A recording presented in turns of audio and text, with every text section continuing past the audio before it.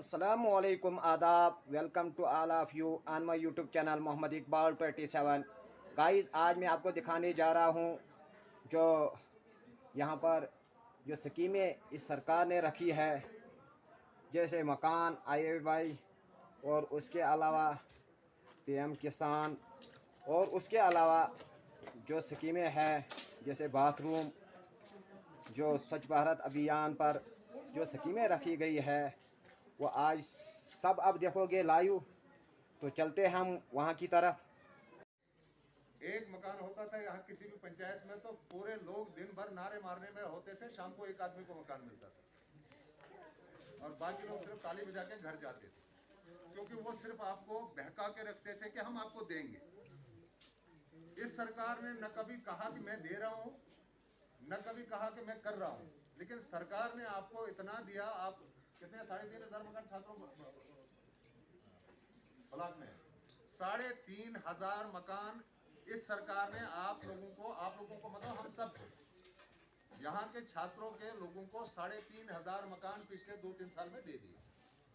3,500 कहने को तो बड़ा आसान है, 3,500 किश्तवाड़ शहर की पूरी आबादी जितनी है इतने घर नहीं है, ठीक है।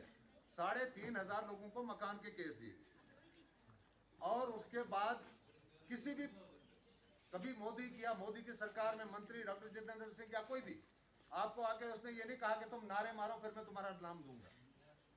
आप लोगों की गरीबी को देखकर यहाँ से सरकारी कर्मचारियों ने जिनके नाम लिखे उनके नाम वहां से उन्होंने सैंक्शन कर दिए और आपको पैसे मिल गए। उसके बाद 1 अप्रैल 2015 उसने एक फैसला ले लिया। जब पहली टेन्योर का सरकार उसने बनाई तो 1 अप्रैल 2015 को उसने कहा कि देखिए, आम जो बड़े घराने हैं या अच्छे लोग हैं या मिडिल क्लास लोग हैं, कहीं न कहीं उनके घर में बेटी पैदा होती थी तो बेटी के लिए उसके घर में कोई ना कोई इंतजाम होता था। शादी ब्याह करते थे तो कुछ कुछ खर्चा उनके लिए करते थे, उनके घरों तक रसाई होती थी। तो मोदी जी क्योंकि वो गरीब घर से पैदा हुए थे, चाय वाले का बेटा है, तो उसको पता था कि गरीबों के घर में क्या दिक्कत होती है, गरीब की बेटी के साथ क्या दिक्कत होती है।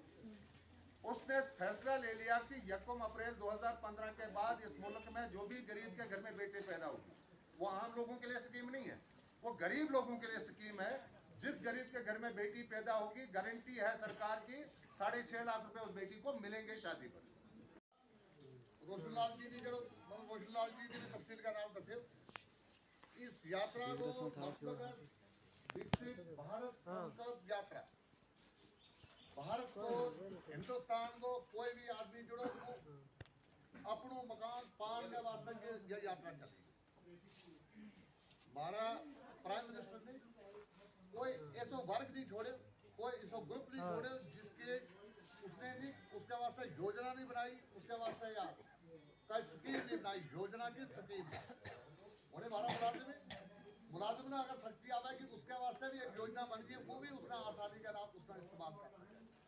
अगर कोई बच्चों पर नालो जनाबी अली उसका कोई कमी पेशी है उसके वास्ते भी एक स्कीम बनी हुई। अगर जमींदार है, जमींदारी में करना चाहे उसको कोई शक्तियां भी उसके वास्ते भी स्कीम बनी है।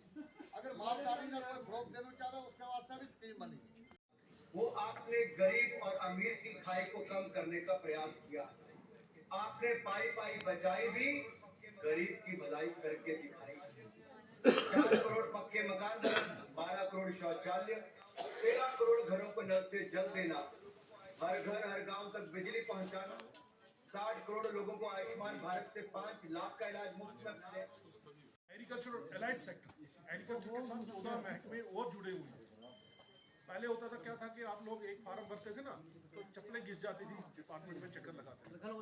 अब गवर्नमेंट ने क्या किया है कि आप ऑनलाइन फार्म किसी सेंटर में जाके या अपने मोबाइल पे भी भर सकते हो, जिसमें HADP, क्या नाम याद रखना है,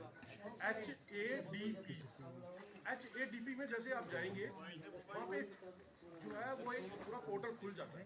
उसमें 14 डिपार्टमेंट है। कितने डिपार्टमेंट अंदर है? 14। और उसमें जो बच्चों के लिए भी है, बड़ों के लिए भी है और जो औरतें हैं उनके लिए भी प्रोग्राम है। और 14 डिपार्टमेंटों के प्रोग्राम है, 29 प्रोजेक्ट है। और उसमें 2 चीजें हैं, एक है किसान दक्ष और एक है किसान साथी। अब किसान दक्ष में क्या है कि आपको बच्चे साथ साथ में पढ़ाई कर रहे हैं, साथ साथ में वो चाहते हैं कोई हम रोजगार करें, तो गवर्नमेंट चाहती है कि आप घर में बैठे रोजगार मिले।